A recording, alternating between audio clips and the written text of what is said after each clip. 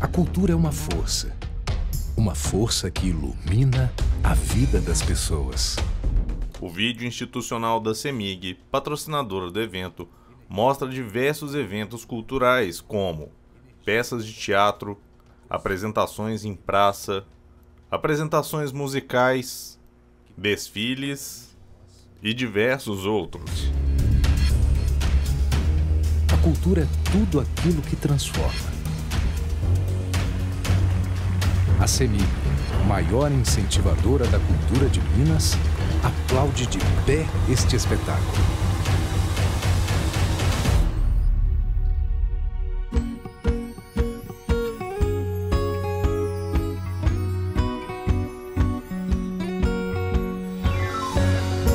CEMIG, transformando vidas com a nossa energia.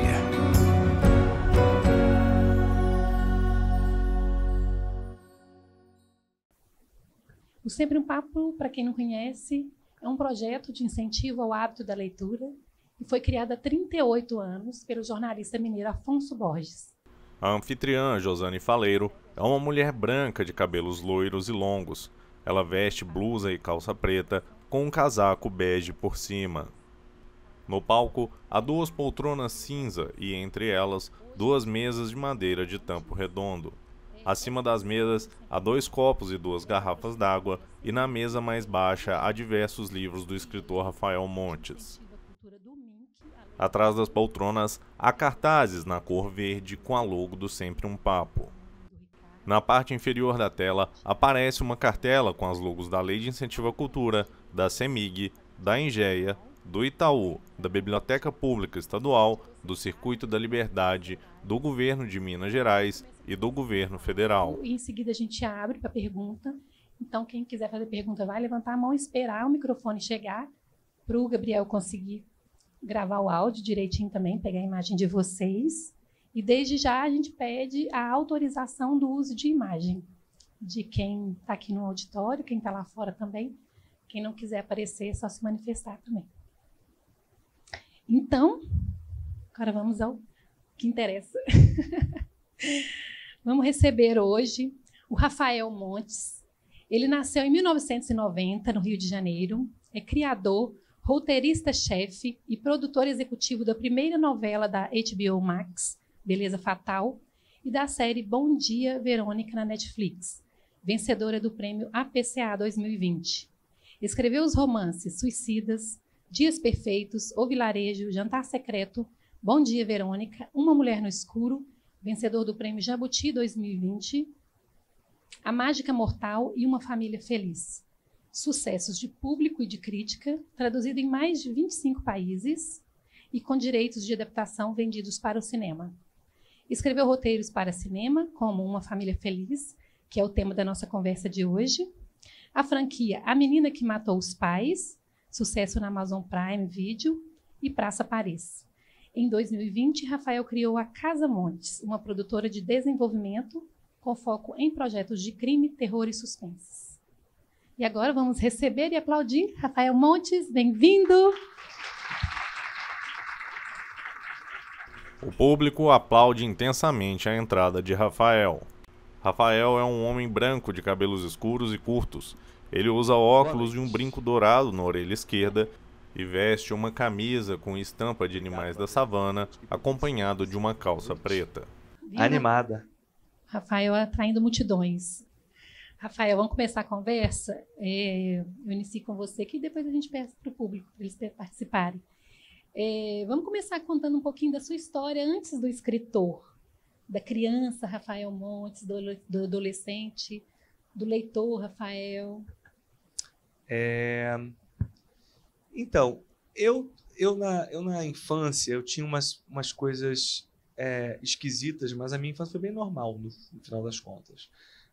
Meus pais são casados até hoje, eu dizia que eu gostava desde criança, eu gostava de história com gente de verdade. Quero dizer, então, eu não gostava de desenho animado. Para mim, eu gostava de ver... Depois eu descobri os atores, eu descobri que eles não eram as pessoas vivendo os dramas reais delas ali. Mas eu desde criança, eu não gostava tanto, então eu não tive... Sabe aquele horário antes do almoço que passava desenho animado na televisão aberta? Eu não via, porque eu falava, não, isso é muito chato, eu não acreditava em nada daquilo. E uma vantagem que eu tinha, só para já trazer um pouco a coisa do escritor, como eu não gostava de desenho animado, e ao mesmo tempo eu adorava brincar de bonecos de luta. Eu tinha boneco do Street Fighter, do Cavaleiros do Zodíaco, mas eu não sabia quem eram eles, porque eu não assistia aos desenhos, eu só gostava dos bonecos. Então, eu fazia uma coisa, minha mãe recentemente comentou comigo, ela falou, cara, eu achava muito doido, porque você ficava com os bonecos brincando e você criava a história desses bonecos, porque eu não sabia quem eles não eram personagens de um desenho que eu gostava, eles eram os bonecos que eu tinha comprado. E eu lembro que, para mim, a grande brincadeira, que aí você já vê uma certa origem do meu trabalho, todos eles faziam parte de uma grande gangue do mal. Então, o que acontecia é o seguinte, quando eu comprava um boneco novo, ele tinha que lutar contra todos os bonecos que já pertenciam à gangue do mal para aí, então, poder entrar na gangue do mal. Então, ele só entrava se ele vencesse, ganhasse todos. E aí, coisas muito interessantes que depois, mais tarde, eu fui descobrir aconteceram. Por exemplo, como é o nome daquele personagem que é o careca do X-Men? É o Xavier. É Xavier, não é, professor? Professor Xavier. Eu não sabia quem ele era porque eu não vi X-Men. E, para mim, um careca numa cadeira de rodas é o master vilão de toda a história, óbvio. Maravilhoso. Um vilão, né, com cara de mal e tal. E eu lembro desse boneco que eu adorava, e ele era o grande vilão. Então, e aí depois eu fiquei arrasado, descobri que ele era do bem na vida, no mundo. Na plateia, um espectador observa atentamente a fala de Rafael. Então eu inventava esses personagens, eu gostava muito de fazer isso quando era criança mesmo. Além disso, queria muito ser mágico, que eu acho que também tem a ver com o que eu faço. Então até os meus 10, 12 anos era isso, basicamente. Eu brincava de luta com os bonecos e gostava de fazer mágica e queria ser mágico.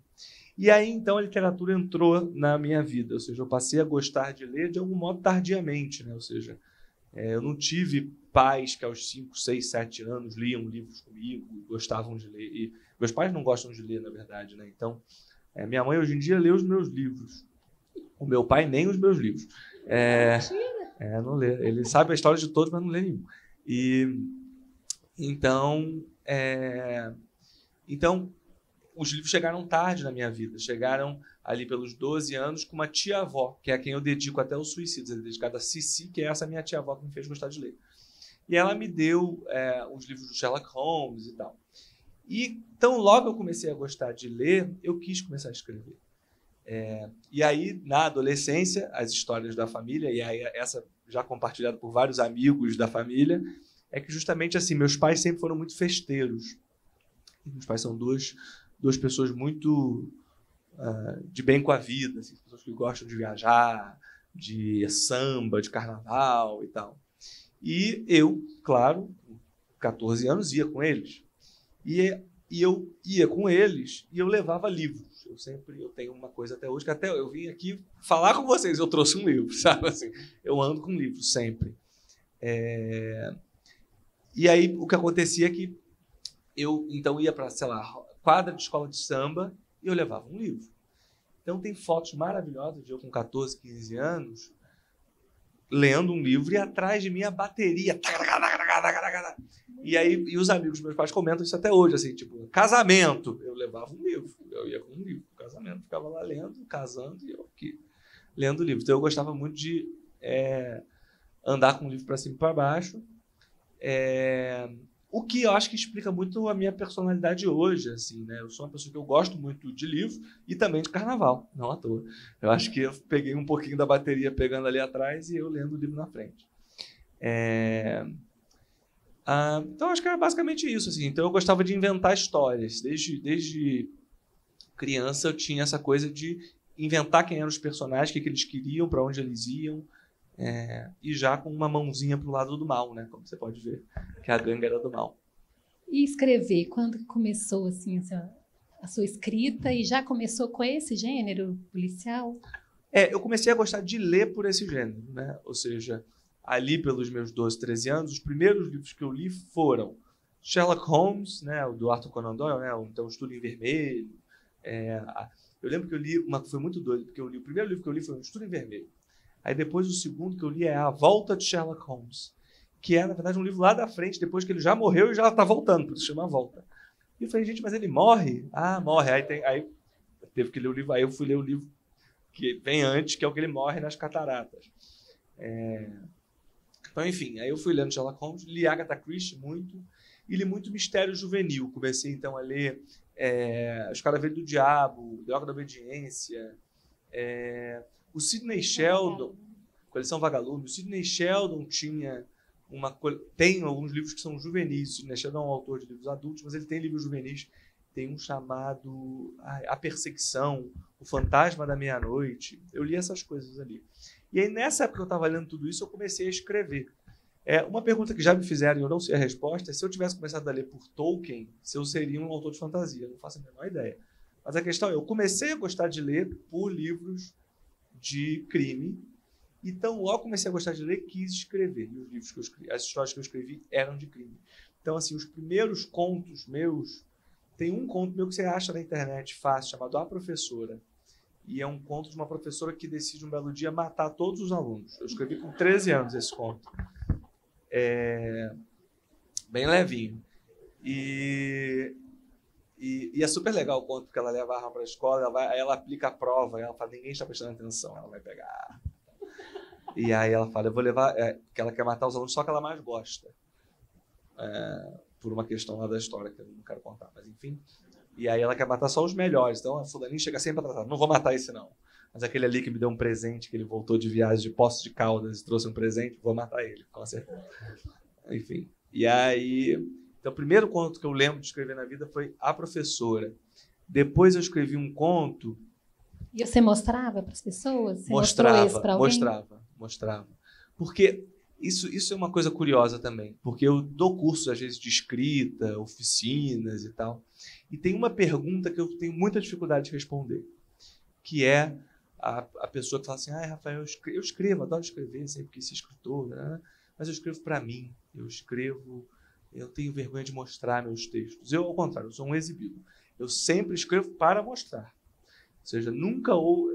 O que eu já escrevi e guardei na gaveta no sentido... Assim, já guardei na gaveta o que eu escrevi e falei, gente, é uma porcaria. Se eu mostrar, vão falar pirou. Isso sim. Mas eu nunca fiz diário, não tenho poema meu comigo mesmo, cartas confessionais, não tenho nada disso. Ou seja, para mim, isso desde o início. Acho que escrever história, contar a história sempre foi uma maneira, de algum modo, de dialogar, de provocar o outro, né? Ou seja, eu não escrevo também pensando no outro, porque eu acho também quase burrice você achar que sabe o que o outro quer, o que o outro espera. Então não é isso. Mas eu escrevo num desejo de provocar coisas em quem vai entrar naquela história, ou provocar reflexões em quem vai entrar naquela história. Então, isso sim que me interessa. Isso desde o início. Então, A Professora é um conto que eu escrevi, e eu escrevi o início dele. Então, o início, ela vai estar se arrumando, porque é o dia da prova, ela vai chegar, e aí ela decide, então, na última hora, levar a arma, ela chega na escola. E aí toca o sinal, os alunos se sentam. Vai começar a aula. E aí, eu escrevi no final de um caderno durante uma aula. Aí eu peguei, rasguei o caderno, rasguei a folha do caderno, aquele de espiral, rasguei e falei, o que você acha disso aqui? Aí mostrei para um amigo, que mostrou para o outro, que mostrou para o outro. E aí, como é que continua? Eu falei, amanhã eu te digo.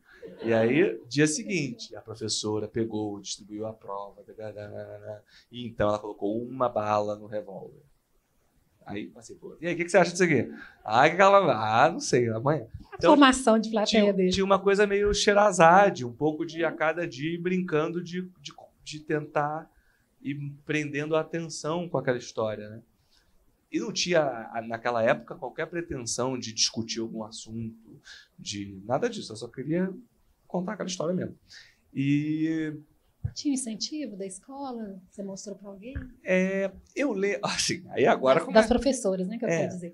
Não, agora começam as coisas hilárias, que são assim, né? Hoje em dia, eu tenho algumas queridas meus professores todos acompanham, de algum modo, a carreira, né, de escritor. Vários vão nos meus lançamentos e tal.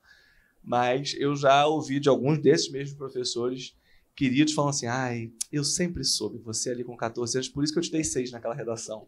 Falar, desgraça. Deu 6 naquela redação. Tem uma história ótima de uma professora querida chamada Denir, que hoje em dia dá aula no Pedro II, que ela propôs... A gente se bicava muito durante as aulas. Mas não foi ela que disse isso, não. Tá? Ela sempre falou, eu vi que você gostava de português, de escrever e tal. Mas eu lembro que ela, um belo dia, mandou fazer uma redação para casa.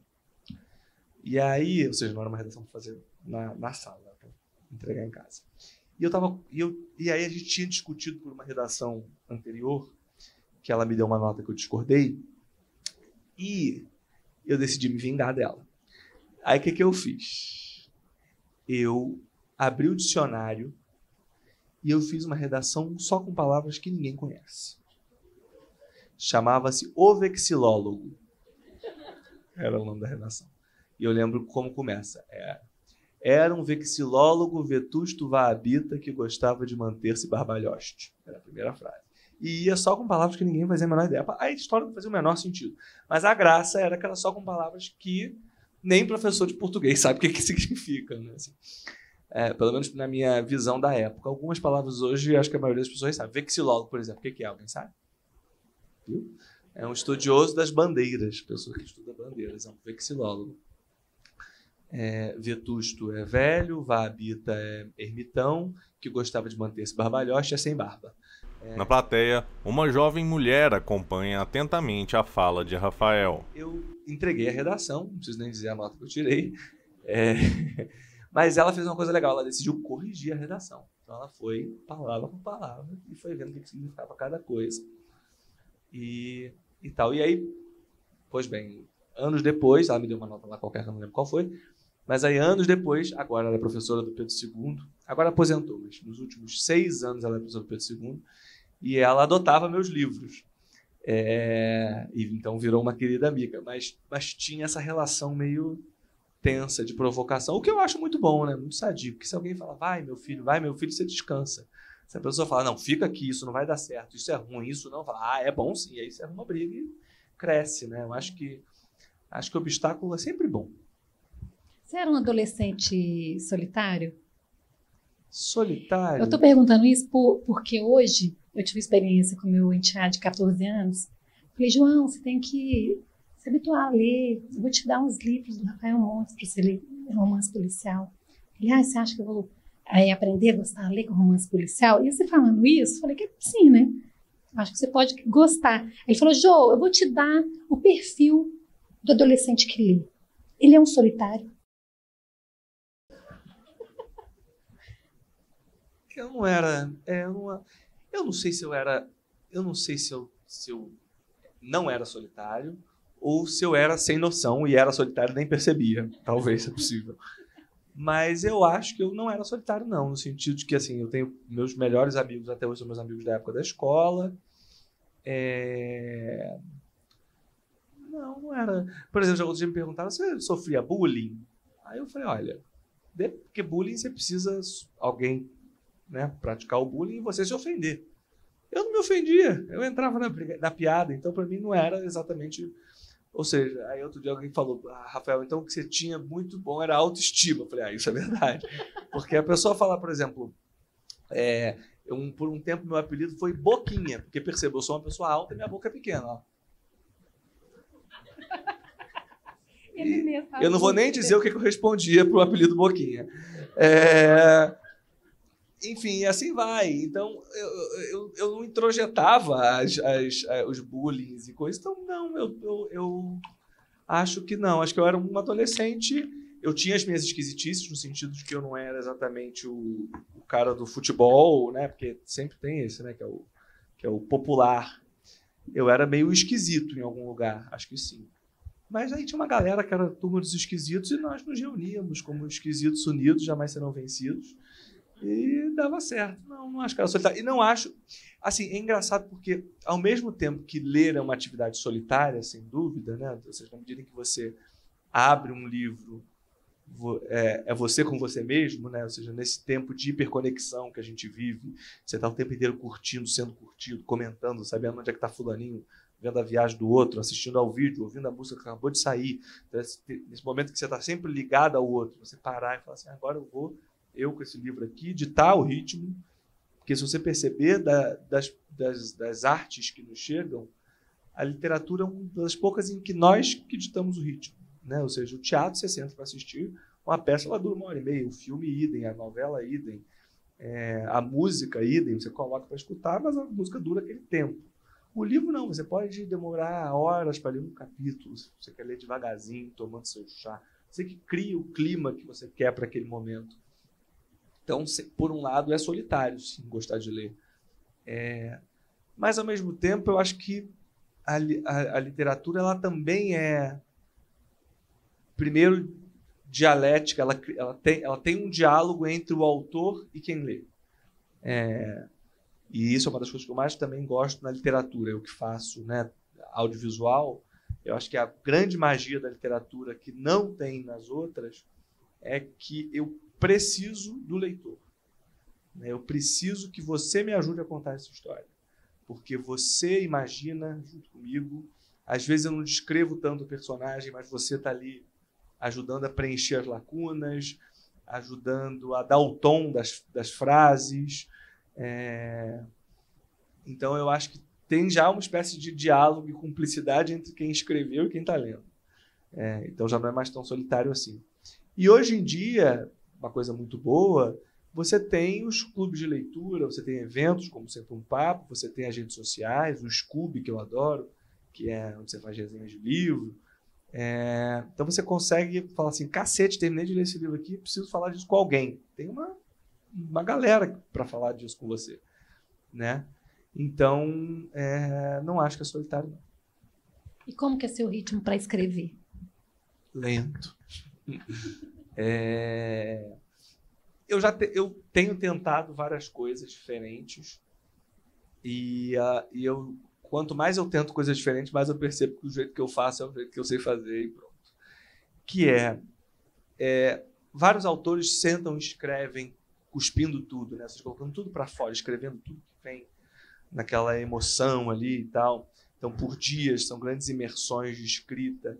E aí, quando chega no final, você tem uma grande quantidade de texto que você tem que aí sim editar, mexer, revisar e encontrar unidade naquilo tudo. Eu adoraria fazer assim, mas eu não consigo. Eu tenho um lado meio perfeccionista que me faz... Eu escrevo um capítulo 1, por exemplo. E aí, quando eu vou escrever o segundo, eu reviso o primeiro. E reviso, e reviso, e reviso, e reviso, e reviso. E aí, quando eu acho que está bom, eu escrevo 2. E aí, eu escrevi o 2, eu tenho que escrever o 3. Aí, quando eu vou para escrever o 3, eu releio o 1 de novo, o 2 de novo, e aí sim eu escrevo o 3. E aí, isso eu vou fazendo até o final. Quando eu chego no capítulo 15, vocês imaginam, eu, então, leio do 1 ao 14 para conseguir escrever o 15. Porque, para mim, tem uma coisa de eu ir pegando o fôlego da história e sentindo o ritmo. É quase como se fosse uma montanha-russa que eu tenho que sentir o ritmo dela desde o início. Eu volto lá o carrinho para o início, sento no carrinho e falo, beleza, deixa eu ver. Tá subindo, tá descendo, teve um looping aqui, então agora tá na hora disso. Eu sei. Então tem uma coisa de sentir. Só que esse processo demora muito. E vai mudando se precisar. E vai mudando se precisar. E largo, eu já abandonei uns 2 livros no meio do caminho, assim, não tá funcionando. Porque é isso. Ao mesmo tempo que eu quero muito mostrar, como eu estava falando, ou seja, eu gosto sim da ideia de ter leitores, eu escrevo sobre coisas que me incomodam e que eu quero que incomodem os outros, que eu quero que sejam discussão. Então, para mim, contar as minhas histórias é uma maneira de dialogar, ao mesmo tempo que isso é verdade. Eu também, quando escrevo, a única pessoa que eu penso em agradar sou eu mesmo. Não por uma pretensão, mas é porque eu justamente acho que é pretensioso achar que eu sei o que as pessoas querem. Eu honestamente acho que nem vocês sabem o que vocês querem. Se vocês falam assim, Rafa, eu quero um livro mais assim, assim, assado, eu vou lá e escrevo, não vai ser o que vocês querem, porque o que vocês querem é que chegue alguma coisa que vocês não esperam, né? Então, tudo que vocês esperam já está eliminado de cara. E é meio doido eu ficar tentando adivinhar o que as pessoas querem. Às vezes eu não sei nem o que eu quero. Então, eu, quando escrevo, tento me agradar. E isso já é difícil, quero dizer. Então, às vezes, eu estou nesse processo que eu contei de escrever o capítulo 6, 7, e uma delas, cara, a verdade é que eu estou forçando, mas nem eu estou gostando de sentar aqui e fazer isso. Então, se eu não estou gostando de fazer, não vão gostar de ler. E aí eu largo, largo no sentido de dou um tempo e vou fazer outra coisa, vou escrever outro livro e tal. Isso já aconteceu algumas vezes. E de todos os seus livros, qual foi o processo mais demorado e o mais rápido? O mais demorado? Levando em conta, né, esse seu processo de criação. Vamos lá. Os Suicidas eu escrevi ao longo de 3 anos, mas enquanto eu estava fazendo vestibular e primeiro ano da faculdade. Então, é porque eu tinha uma... Né, ou seja, eu fazia... Por isso que eu falo que obstáculos para mim são bons. Ou seja, de algum modo, o fato de que eu acordava às 6 da manhã, ia para a faculdade de 7 a meio-dia. Meio-dia para o estágio, chegava 1 da tarde no estágio, estagiava de 1 às 8, 8 da noite, chegava morto em casa, tomava um banho e falava, vou escrever só um pouquinho. Era bom, porque... Sabe, eu passava o dia querendo sentar, chegar a hora em que eu sentava e podia sentar. E era estágio de quê? De direito, eu fiz direito na faculdade. Então, enfim, mas foi ao longo dos 3 anos, mas nesse processo. Dias Perfeitos foi durante a faculdade, também ao longo de uns 3 anos. O Vilarejo, de algum modo, foi muito fácil, porque foi um livro que eu não percebi que eu escrevi. Eu escrevi um conto, um belo dia, aí meses depois eu escrevi um outro conto. Aí eu falei, fiz um sobre orgulho, um sobre preguiça, vou fazer sobre inveja. Fiz sobre inveja. Aí eu falei, agora fiz sobre inveja, vou pensar os outros 4 e fazer os 7 pecados. Aí fiz os 7 pecados. Mas, porque quis fazer. Aí mostrei para algumas pessoas e uma delas, que foi minha mãe, falou, mas esse é um ótimo livro. Eu falei, você não entende nada. E aí ela falou, não, você tem que só criar uma unidade e tal, não sei o quê. Aí eu tive a ideia, então, de acrescentar um prefácio e um pós-fácio. E aí eu tinha um livro. Então foi meio mais fácil, porque eu não pensei que eu estava escrevendo um livro e fiz. E ao longo desses contos eu fui escrevendo Jantar Secreto, que eu acho que foi o que mais deu trabalho. Diversos espectadores acompanham com atenção o papo. Parei por 1 ano, estava escrevendo, falei, isso não está funcionando, parei. Não está funcionando por quê? Porque, isso é uma pergunta legal, porque tem uma coisa que eu não tenho tanta dificuldade em saber a história que eu quero contar. Isso eu tenho uma certa facilidade, na verdade. Desde o início eu sei para onde eu quero que a história vá, o que eu quero que aconteça no final, quais são algumas situações que acontecem no meio. Eu tenho uma noção razoavelmente clara do que eu quero que aconteça. Aí você anota a ideia toda? Anoto tudo. O que eu não tenho tão claro é como contar. E o como contar é que faz toda a diferença. Especialmente em histórias que são mais clássicas. Vamos dizer, a história do Dias Perfeitos. É uma história mais comum, é uma história de obsessão. Existem várias histórias de obsessão já escritas. Então, o como eu conto a história do Dias Perfeitos é que torna esse livro diferente dos outros que existem sobre amor obsessivo. Então, eu odeio o Theo. Oi? Eu odeio o Theo. Bom sinal. Tem gente que fala, eu me senti o Theo. Fala, aí é perigoso. Odiar tá certo, tá tudo bem. Não, tem. Quem aqui gosta do Theo? Agora ninguém vai levantar. Lá, viu? Sabia, tem, viu? Tem. Sempre tem. Cuidado com as pessoas aqui, hein, gente? Então, o que eu estava falando? Esqueci. Não, como contar a história. Tem essa coisa do como contar. E o Jantar Secreto, desde o início, a minha vontade inicial, a minha vontade, né, que fez o livro, né, foi a fagulha inicial assim, da história, foi contar uma história usando várias possibilidades narrativas.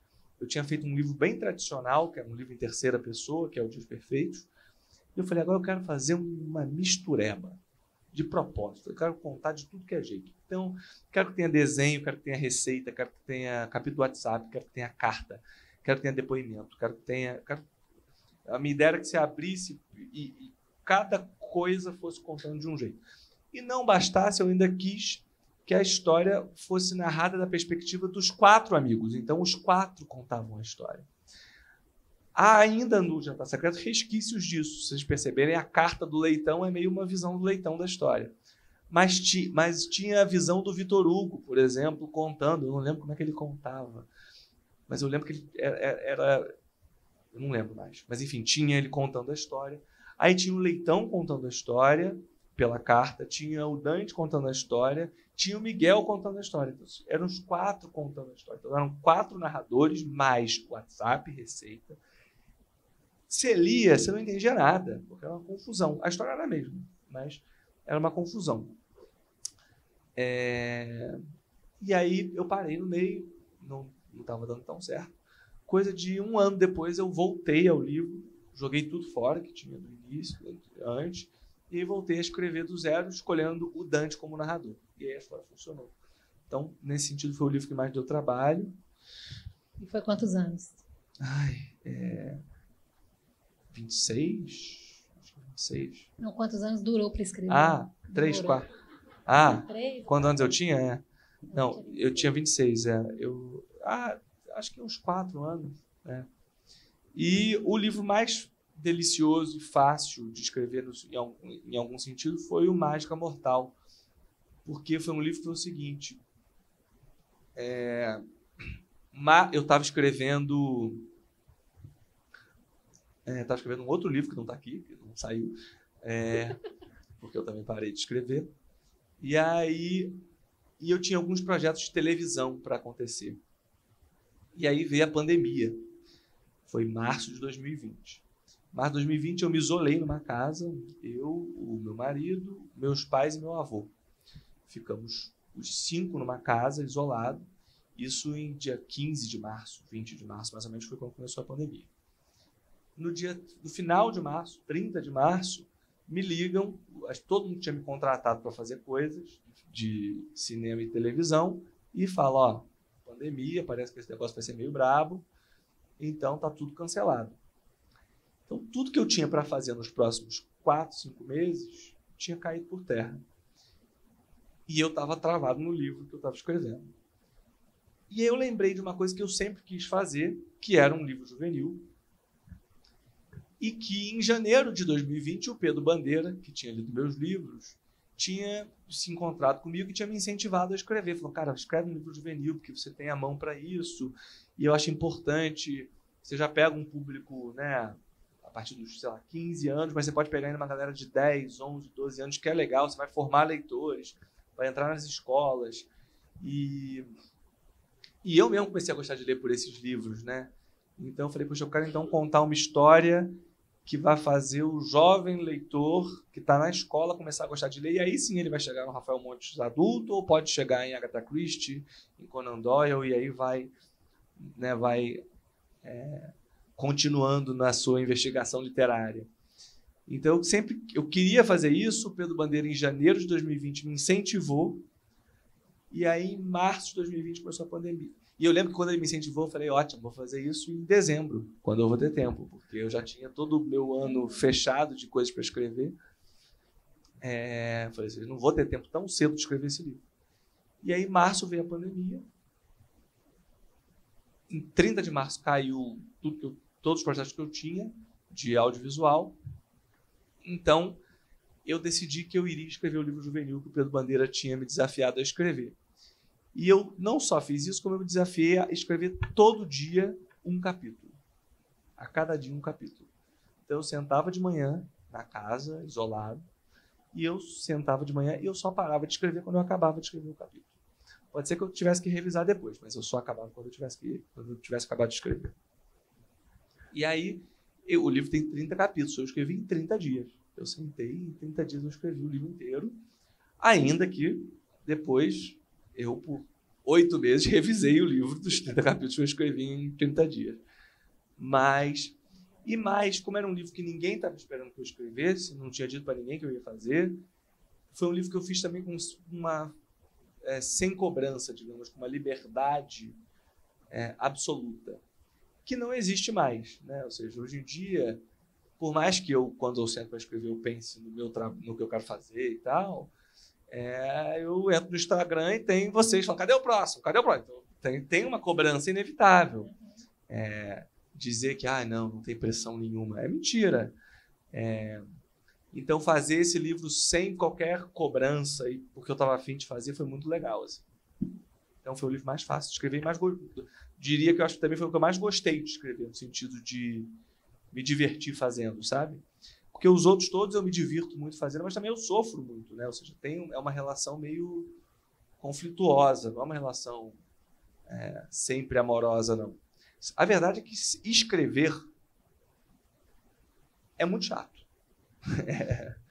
Escrever, o trabalho mesmo. O que é o trabalho de escrever? É você, em geral, de pijama, por 8, 10 horas, assim. Você levanta, pega uma água, pega um café e volta. E silêncio, meu Deus, que porcaria, que coisa mal escrita. Assim, 90% do trabalho é isso. E 10% é falar, isso é bom, achei. É muito raro, é muito mais comum. Nossa, isso aqui está muito ruim. Nossa Senhora. E para onde vai agora a história? Não sei. E esse personagem não faz o menor sentido. Então é muito mais comum essa dificuldade, né? Então, o Mágica Mortal, nesse sentido, foi um pouco diferente dos outros. Na plateia, um espectador acompanha a conversa. Uma família feliz, que traz diversas questões sociais importantes, né, atuais. Como que essa história chegou para você? Primeiro como roteiro de filme, né? Começou ao inverso, igual começa a história e do filme e daqui do livro, né? Na verdade, Uma Família Feliz nasce de várias... Aliás, como todas as minhas ideias de livro, raramente uma ideia de livro é assim, acordei, sonhei com essa história. É muito raro isso. Em geral, eu vou tendo assuntos, coisas que eu quero fazer, experimentar. Eu vou somo isso com aquilo, e aí fico com essa ideia na cabeça, daqui a 6 meses outra coisa aparece, eu falo, isso junta com aquela história que eu tinha. Porque eu decidi que faltava alguma coisa, então aquilo, somando com isso, fica... Então eu vou juntando bem lentamente. A ideia de Uma Família Feliz nasceu em 2014, 15, ou seja, depois da publicação do Dias Perfeitos. Eu estava entre escrever Uma Família Feliz ou Jantar Secreto. Eram as 2 ideias de livro que eu tinha na época. E ela nasce de algumas coisas. Ela nasce primeiro de uma coisa que me chocou muito na época, de um fato que chocou muito na época, que foi uma mulher que foi linchada numa cidade pequena por uma fake news que espalharam na cidade. Aliás, também essa história depois inspirou a Glória Pérez naquela travessia. Ou seja, foi um caso que só ver quando aconteceu esse caso, mas, salvo engano, foi isso, 15, 16. E várias coisas ali me intrigavam. Aí foi quando a gente estava começando a entender rede social, cultura do cancelamento e tal. E aí vários assuntos ali me interessavam. Me interessava a ideia desse cidadão comum de bem que se apodera do martelo da justiça e fala, você é culpado. Eu, talvez porque fiz direito, eu sou uma pessoa que eu sempre tenho um pé atrás em acusar alguém de qualquer coisa. Eu acho muito louco como quando alguém até está sendo julgado, a pessoa é tratada como se ela fosse culpada. E eu acredito, pelo menos na minha vez, eu espero que eu só seja culpado se for condenado. Até ser condenado, ninguém é culpado. Então, talvez... E como, de algum modo, as redes sociais, né, a velocidade do mundo hoje faz com que o acusado tenha que provar a inocência, não quem está acusando tem que provar que o cara é culpado. Enfim, então essa ideia de cidadãos comuns acusando e apontando o dedo me interessou muito, de alguém tendo a vida destruída por uma acusação. Então, foi um assunto que passou a me interessar. Aí, ao mesmo tempo, por causa dos Suicidas e do Dias Perfeitos, muita gente começou a falar assim, eu adoro seus livros, mas eu adoro especialmente os finais dos livros. Eu leio para saber o final do livro. E eu começo para saber como é que acaba, eu quero chegar no final. E aí, como eu já falei, eu gosto de provocar. Ou seja, se me pedem para fazer algo, a melhor maneira de vocês não conseguirem alguma coisa é me pedir para eu fazer. Então, assim, vocês me pedem, faz continuação de Jantar Secreto. Não vou fazer, só porque vocês pedem. É de contrário agora. Então, tudo que me pedem, eu não quero fazer, eu quero fazer o contrário. Então, falava essa coisa do final. E eu falei, puxa, então, E se eu faço um livro, então, já que vocês leem pelo final, e se eu faço um livro que começa pelo final? Então também veio essa vontade. Se eu faço um livro que começa pelo final. E aí, percebe, uma ideia junta com a outra. Eu falei, então eu vou fazer um livro que começa pelo final, de modo que você que está lendo é chamado a julgar o personagem. E depois eu volto, conto a história que aconteceu e chego no mesmo final, é idêntico. Só que a sua leitura sobre esse final é diferente, porque agora você tem noção de tudo que aconteceu antes. Então eu queria que a releitura de uma mesmo capítulo mudasse a percepção do que aconteceu ali. Aí também já brinco um pouco com a ideia do que é verdade, de como tudo depende de um ponto de vista e tal. Então, foi o segundo assunto que me interessava. Então, eu bolei uma história, que era a história de uma família feliz. Tendo bolado a história, eu contei essa história para um amigo meu que era diretor de cinema, que é o Zé Eduardo Belmonte, com quem eu estava trabalhando na época. E eu contei para ele, ele falou, vamos fazer um filme disso. E eu, que não tinha feito nada em audiovisual ainda, eu estava começando, eu era, nesse projeto em que eu o conheci, eu era o roteirista júnior. E eu contei essa ideia para ele. Ele falou, vamos fazer um filme? Eu falei, vamos. Ele falou, vou chamar a Grazi. Eu falei, chama. E ele chamou. E a Grazi topou. Então, há 9 anos, a Grazi entrou no projeto. E aí eu fui escrevendo as várias versões de roteiro, com leituras da Grazi e do Belmonte, ao longo do tempo. E só para vocês perceberem, isso tudo foi antes, por exemplo, de Bom Dia Verônica. Antes de eu escrever série para Netflix, antes de tudo. Não. Passou na frente de vários projetos, então. Exato. E ao longo desse tempo inteiro, por exemplo, o livro foi ganhando outros temas que me interessavam. O tema da maternidade veio ao longo do processo. O tema da depressão pós-parto. Essa vida perfeita dos condomínios era uma coisa que eu queria também desde o início. Eu acho que era a terceira coisa que eu também queria muito. Então, e aí, enfim, fizemos o filme. E quando eu estava fazendo o filme, e eu fui diretor assistente do Família Feliz, eu tive uma ideia que me pareceu boa, que era, e isso é o que me move também sempre a escrever o livro, que é o que o livro tem de literário, o que o livro tem que só tem no livro, que não tem no filme. Essa ideia de que o livro é um filme pronto, eu acho uma ofensa quase, porque se o livro é um filme pronto, então por que diabos é um livro? Devia ser um filme, né? Concorda? Eu entendo que às vezes a pessoa lê e fala, eu vi um filme, né? O que é diferente de ser um filme pronto. Todos os meus livros, eu acho que têm, de algum modo, um desafio de adaptação. Eles parecem filmes, né? Você enxerga tudo que você está lendo, o que é ótimo, quer dizer que você entra na história e está ali dentro dela, mas, ao mesmo tempo, todos eles têm algo que torna livro e não filme. Por exemplo, no Dias Perfeitos, boa parte da graça é que se passa na cabeça do personagem. Como é que você faz isso no filme? Agora a gente adaptou Dias Perfeitos para a série, já até acabaram de filmar a série. Para a adaptação tem uma mudança importantíssima na maneira de contar a história. Porque para manter a graça que tem no livro, que é o fato de que é da cabeça dele, para a adaptação a gente precisou encontrar uma maneira de manter essa... Você fez o roteiro também? Não, a adaptação é feita pela Cláudia Juvan, que é uma roteirista que eu adoro, foi uma das primeiras pessoas com quem eu trabalhei, e eu sou consultor criativo do projeto, porque na época eu estava fazendo a novela, que você leu aí, a novela Beleza Fatal, então eu não podia escrever, mas acompanhei de perto, e ela trouxe uma ideia que eu achei muito boa, que é a história narrada básica. A série tem cartelas, que uma cartela é Theo, então é da perspectiva dele, tudo acontece da perspectiva dele, e depois, quando chega uma bela hora, entra uma cartela chamada Clarice, e é tudo da perspectiva dela. Então você consegue contar como ele enxerga pelo contraponto das duas visões. E o Vitor está mandando eu parar de falar sobre isso. Ok, parei. Para parar de falar?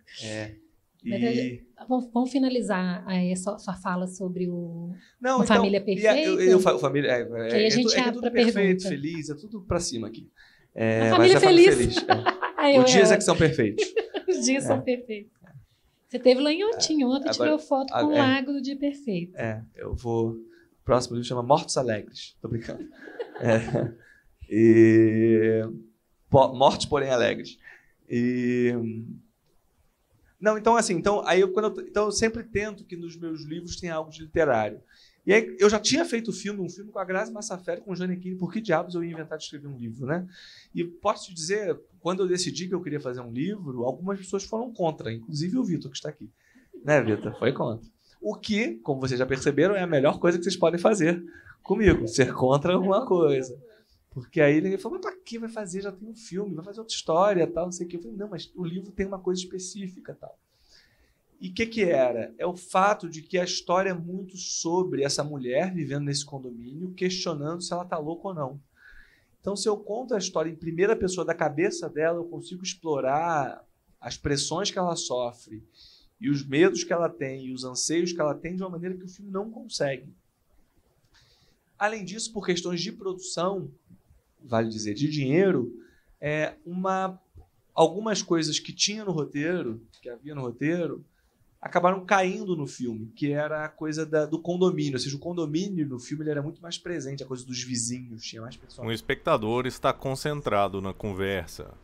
Como não tinha dinheiro para pagar ator, a gente, e também, né, e diária, enfim, questões de produção, que é normal no audiovisual. A história do filme virou muito uma história da família e não do condomínio.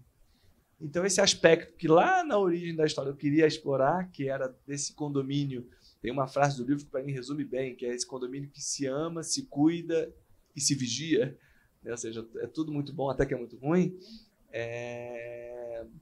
me interessava muito e não estava tão forte no filme. Então eu falei, vou fazer o livro. E aí fiz o livro, a meu ver, é complementar ao filme. Vale a pena muito ler o livro e depois ver o filme. São diferentes as experiências. Eu vi dessa forma, eu li depois do filme e achei completamente diferente, assim, a experiência, né? Gente, e aí, no final, o Vitor me deu razão, falou que eu fiz bem em escrever o livro. Né, né, Vitor? Vamos para as perguntas? Quem quer fazer?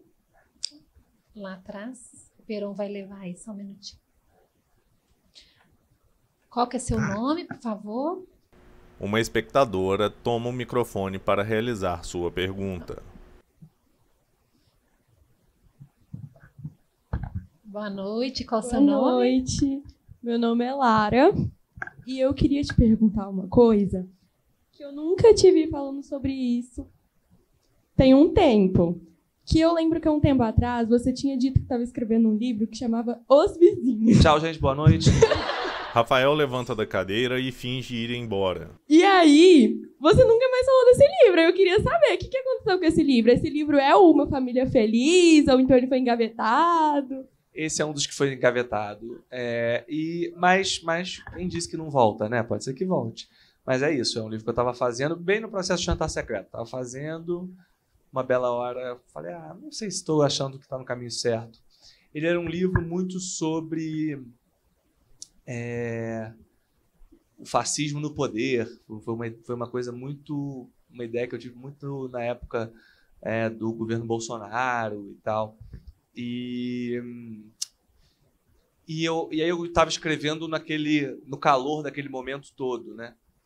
E eu acho que isso, de algum modo, atrapalhou o livro.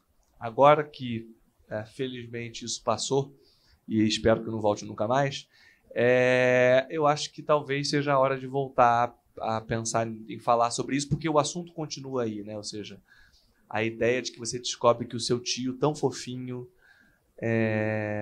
não se importa tanto que ele fale mal de mulheres, de gays, de pretos, porque ele pensa na economia, né? Então, essa ideia de que você continua não conhecendo o seu vizinho continua muito forte, né? Eu não vou falar para você voltar a escrever, senão você não vai, tá bom? Então, mas não escreva! Não escreva! Vamos para a próxima. Aqui. Uma espectadora assume o microfone para fazer sua pergunta. Para ele já levar para outra pessoa para a gente otimizar o tempo. Qual que é o seu nome, por favor? Eu sou a Malu, tudo bem, Rafa? Tudo bem. Então, a minha pergunta é sobre Jantar Secreto.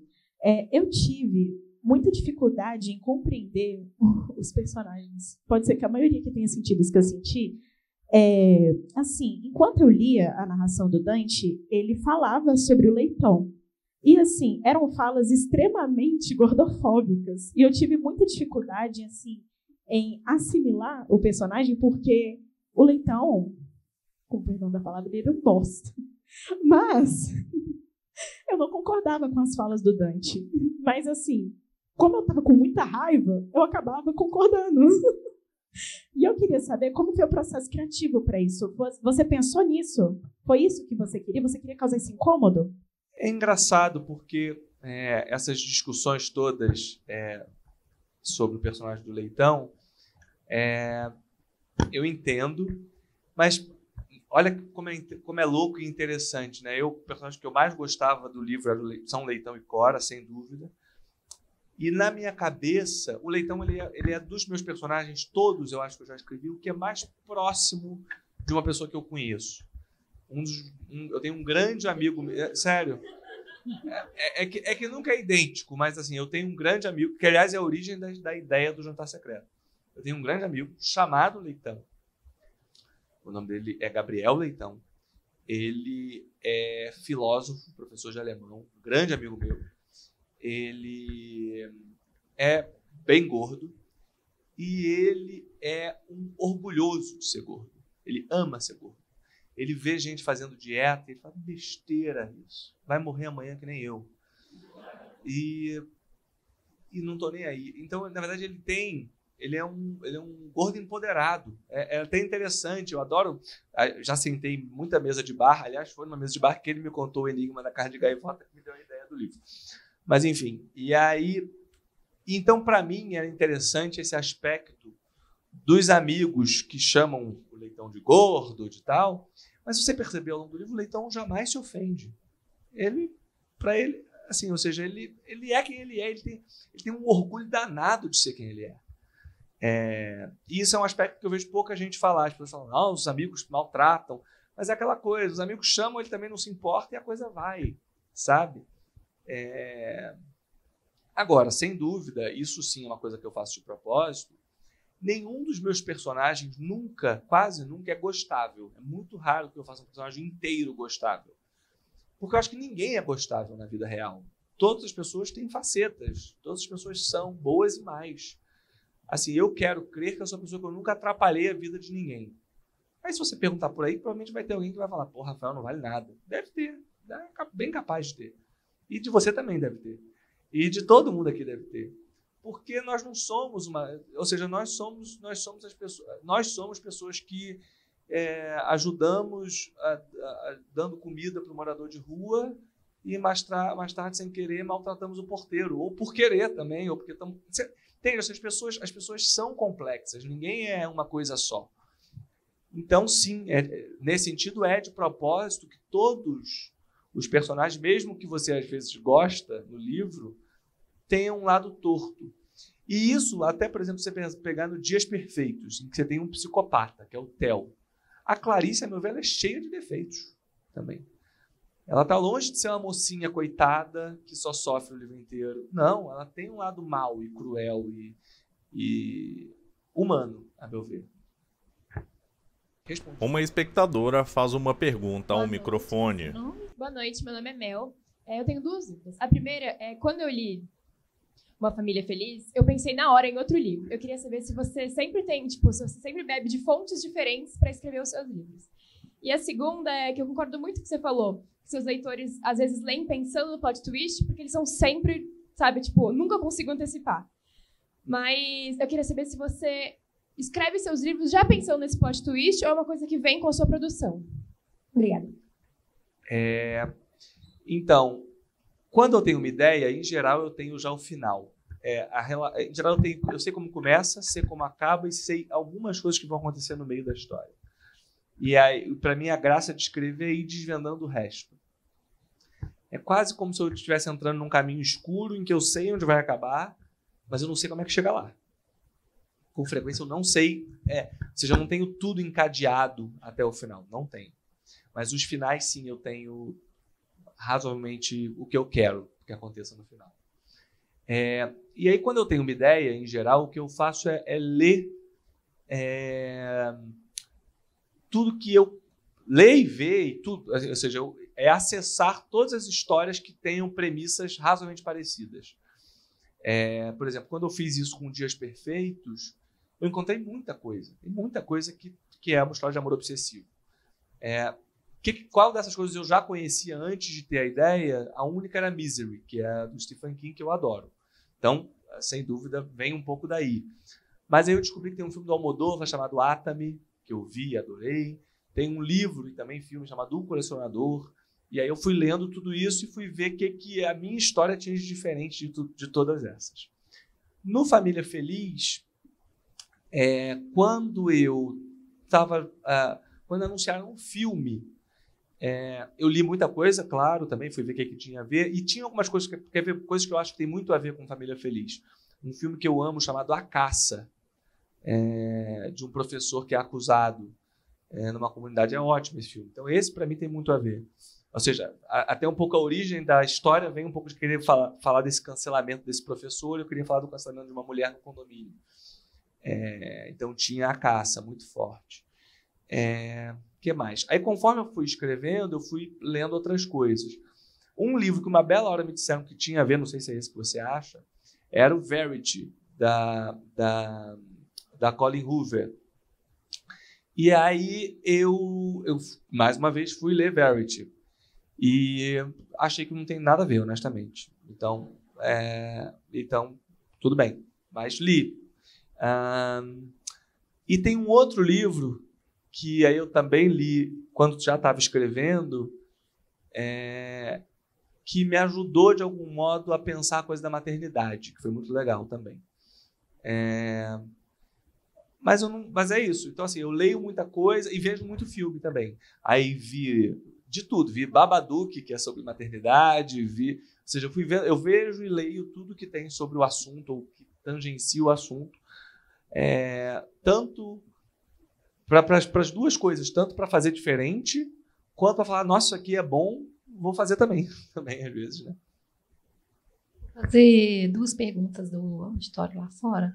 Elas são parecidas, vou fazer as duas juntas. A Ana Carolina pergunta: qual o seu livro favorito da vida e por quê? Como esse livro te mudou como pessoa e profissional? E a Paloma pergunta: qual é o seu livro favorito que você escreveu e por quê? Eu completo perguntando qual que é o personagem que é mais parecido com você. Todos vão sair correndo.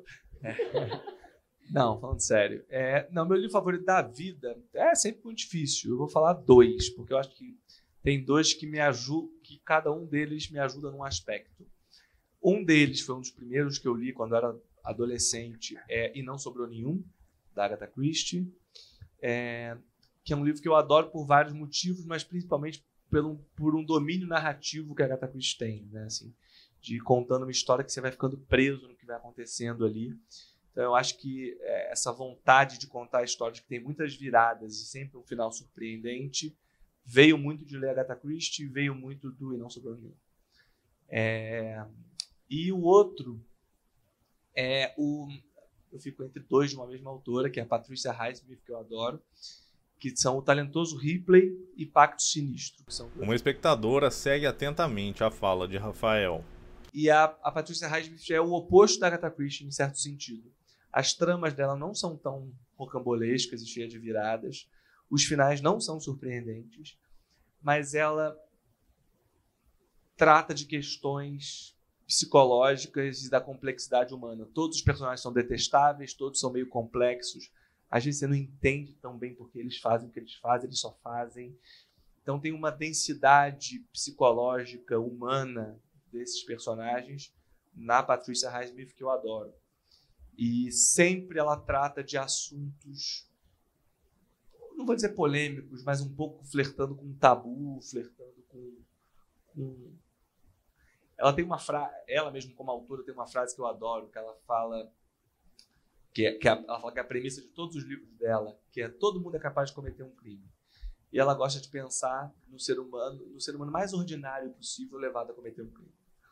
Então, ou seja, essa ideia de que o crime é uma coisa especial, ou especial ou é cometida por monstros, essa ideia de que é feita por monstros, o que faz é afastar de nós mesmos, né? Se foi um monstro que cometeu, eu não sou monstro, então eu não posso fazer. E o que ela faz é aproximar. Ela fala, não, ao contrário, cometer crime é bem humano, não é nada monstruoso. Pode ser um ato monstruoso, mas quem pratica crimes, ou seja, a pessoa que matou hoje alguém, ontem ela estava no café da manhã com problemas de como pagar a conta, estava vivendo a vida normal. Então, ou seja, ela aproxima o crime, a possibilidade do crime de todos nós, né? Então, e explora então a psicologia de como você leva um ser humano ordinário a cometer um crime. Então, isso também me interessava muito. E eu acho que os meus livros, eu tento, né, fazer um pouquinho das duas coisas. Eu tento contar uma história que tenha muitas viradas e finais surpreendentes à la Agatha Christie, mas com personagens que tenham uma complexidade. Os personagens da Agatha Christie são mais, digamos, arquetípicos, né? São mais são pecinhas, assim. Eles são uma coisa e desde o início eles são uma coisa até o final eles são essa mesma coisa. Então, você tem o coronel, o estrangeiro, a viúva misteriosa, e eles são o que eles são, né? Não tem muitas facetas. E então eu tento trazer essa coisa da trama da Agatha Christie, mas com a complexidade psicológica da Patricia Highsmith. Então são duas autoras que me influenciam muito e eu acho que esses dois são os livros favoritos. E não Sobre o Neil e Talentoso Ripley ou Pacto Sinistro, não sei. E meu livro favorito é Jantar Secreto. E por quê?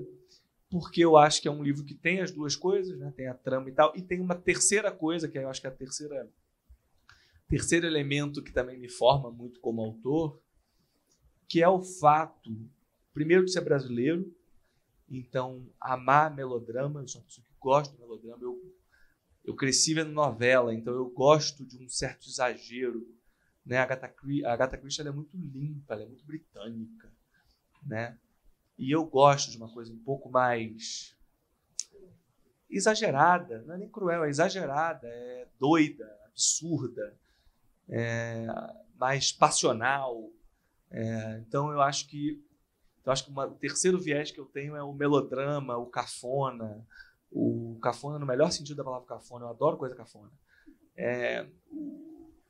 O Almodóvar, sabe assim? Ou seja, eu gosto disso. Eu acho que o Jantar Secreto é o livro que eu consegui juntar as três coisas que eu gosto, que são essas três coisas, num livro só. Então, ele é um livro que... Meus livros não são livros de suspense realistas. Eles não são.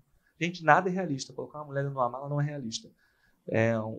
Jantar não é real. Eles são um tom acima da realidade, né? Eles têm um quê de absurdo, que eu acho que combina com a nossa latinidade e que eu gosto. O personagem que parece comigo é o Alessandro do Suicida. Boa noite. Uma jovem espectadora faz uma pergunta a Rafael.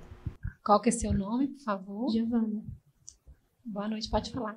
Rafael, eu queria fazer duas perguntas que ao mesmo tempo é uma só. Que na página 259 do Jantar Secreto tem umas informações um pouco específicas demais. E eu queria saber de onde você tira essas informações, tipo, também informações médicas, assim, sabe? Nome de tendão, essas coisas, assim. Você pode responder para mim, por favor? Posso. O que tem na página 259? Eu não faço a menor ideia. Uns preços de umas coisas um pouco ilegais, assim. Preços dos órgãos, entendi. Bem, o que eu faço? Eu invento. Se alguém vier falar, não é esse o preço, eu falo, chama a polícia, porque... É que... Não tem... Por exemplo, até tem uma coisa curiosa só, assim, por exemplo, o gosto da carne, que é uma coisa que eu tive. Você escreveu como marmorizada. Assim, oi? Você descreveu a carne como marmorizada, eu fiquei meio... Exato. Como é que você faz isso, então? É um pouco de pesquisa e um pouco de imaginação. Então, basicamente, eu fiz alguns exercícios quando eu fui escrever o livro. Eu primeiro matei uma pessoa. Tô brincando. Não, eu primeiro me reuni com uma amiga minha que é chefe de cozinha. E eu falei, vamos fazer o seguinte exercício, que é pegar aquelas partes do boi, e aí eu consegui um desenho que era do ser humano. E eu falei, agora a gente tem que achar onde é que é a picanha, onde é que é. Então a gente fez esse exercício, que foi super divertido de imaginar. Eu lembro que ela ficava falando, gente, nunca pensei que eu teria que pensar isso. Eu falei, vamos pensar, onde é que é a maminha, onde é que é... Tal. Aí depois, quais carnes são melhores? Aí, bem, do boi, quando tem mais gordura, é melhor. Então, da pessoa com mais gordura é melhor. A pessoa musculosa não é tão apetitosa. Então, você vai achando coisas nessa discussão absurda, que é absolutamente baseada no que é o boi. Não tem... Aí, depois, uma bela hora, eu queria saber qual é o gosto da carne humana. Como você faz isso? Pesquisa. Há vários depoimentos e anotações de pesquisadores que foram em tribos indígenas que são antropófagas e que descrevem o gosto. Encontrei também 2 depoimentos de canibais, de serial killers canibais, que também já descreveram qual é o gosto. E tinha uma coisa que é próxima do sabor da carne de porco e tal, não sei o quê. Aí eu peguei essa informação também. Então tem um quê de pesquisa, mas tem um quê também de inventar. Porque a verdade é que ninguém vai saber qual é a resposta, eu espero. Então, assim, é um pouco invenção e um pouco pesquisa. É isso. Gente, nós vamos encerrar as perguntas, porque nosso tempo já esgotou, senão não vai dar tempo do Rafael autografar alguns livros. A gente vai tentar, né, Rafael, atender. Vamos ver. Deixa eu fazer uma pergunta. Quantas pessoas querem autógrafo? Levantem a mão, por favor. Ok, todo mundo, entendi. Ainda tem lá de fora. Ok. Nós temos uma questão que é o seguinte, que é horário. As possibilidades são a gente fazer um livro por pessoa, enquanto isso alguém vai tirando a foto. Vocês pegam para a pessoa de trás e tirando a foto. A gente faz um livro por pessoa e eu vou autografar para dar tempo de todo mundo. Ou a gente fazer foto e aí não fazer autógrafo.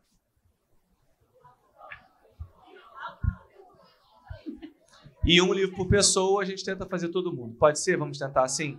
Por quê? Porque a gente umas 10 e pouquinho no máximo tem que encerrar. Então, vamos tentar dar um gás. Então, agora, e vamos fazer por fila, não é isso? Aí a regra é assim, vai ser aqui no palco, a gente vai fazer por fila. Quem não quiser autógrafo nem foto pode se retirar, que a gente vai trazer as pessoas lá de fora vão entrar depois que as daqui saírem todas. Ninguém precisa levantar. E quem está lá fora também pode esperar sentadinho, não tem problema, que a gente vai organizar aqui dentro, para não ter problema de confusão. Tá, gente? Quem quer autógrafo, fiquem sentados. Gente, obrigado. Espera aí, vamos encerrar. Vamos encerrar. Suas considerações finais. Temos que falar, né? Muito obrigada por ter vindo. Mais uma vez, é sempre um papo. Se você quiser contar dos projetos milhões que tem aí vindo, né, também. Gente, obrigado pela presença de vocês. É uma alegria chegar aqui e encontrar esse auditório cheio. Obrigado. Espero que vocês tenham gostado. Sigam espalhando a palavra. E é isso. Vamos aos autógrafos. Quem pegou o autógrafo 2 dias atrás, deixa o coleguinha pegar o autógrafo. Vai. Vamos lá. Então é isso. A gente vai colocar uma mesa. O Rafael, se você quiser ir lá dentro rapidinho, só a gente organizar, a gente já vai começar aqui. Tá bom. Muito obrigada, Rafael. Obrigado, gente. Obrigada a todos. Deixa eu fazer uma selfie nossa. Peraí, fiquem aí. Rafael se levanta e faz uma selfie com a plateia ao fundo. Aí. Ai, Jesus. No já vocês digam assassinato, tá? Assassinato. Todo mundo sorrindo, assassinato.